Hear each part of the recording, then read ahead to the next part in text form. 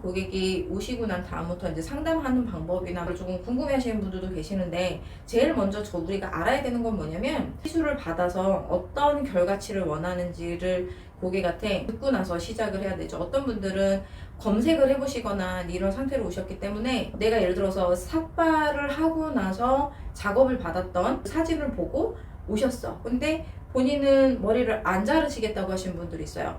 그러니까 생각보다 탈모 진행이 40% 이상 진행이 되신 분들조차도 저는 삭발은 싫습니다 라고 하시는 분들이 계시거든요. 근데 이분은 또 보고 왔던 사진이나 이런 게 보면 전체적으로 삭발해서 그라데이션이 잘 이루어진 이제 그런 작업 사진들을 보고 오신단 말이에요. 그래서 첫 번째로 이제 주의해야 되는 거는 어떤 거냐면, 시술 가능 여부를 보셔야 되겠죠.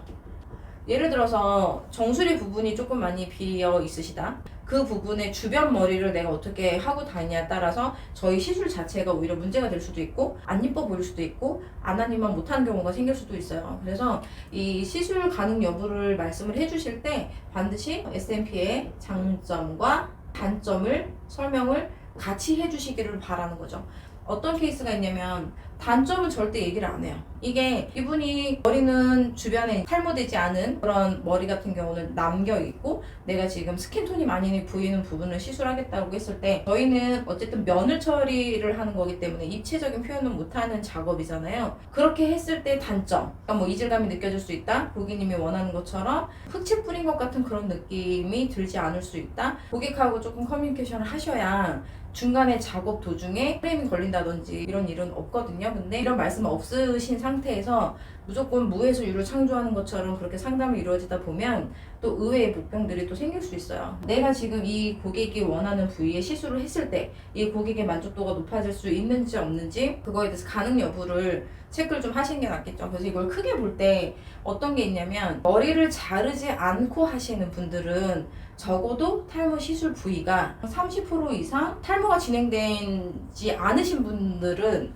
머리를 커트를 안 하시고 삭발 안 하시고 진행이 가능하다고 봐요.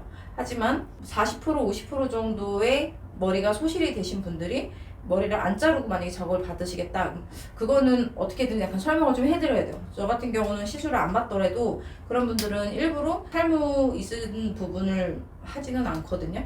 그러니까 주변을 어떻게든 약간 주변 머리가 어우러지게끔 조금 설명을 해드려야 되기 때문에, 그거에 대해서 이제 수긍하시는 분들 같은 경우는 머리를 자르시는 분들도 있고, 그리고 그런 거면 나는 못 받겠다, 차라리 뭐 가발이나 이식을 해야 되겠다, 또 이러신 분들도 계시거든요. 그래서 알고 오시는 것 자체가 이분이 어떤 상태로 바뀔지를 알고 왔는지 우리가 알고 들어가는 작업이 훨씬 더 편하겠죠, 아무래도. 그리고 결과에 대한 만족도도 시술자도 만족을 하고 작업 받으시는 분들도 만족을 하실 거라 생각을 합니다.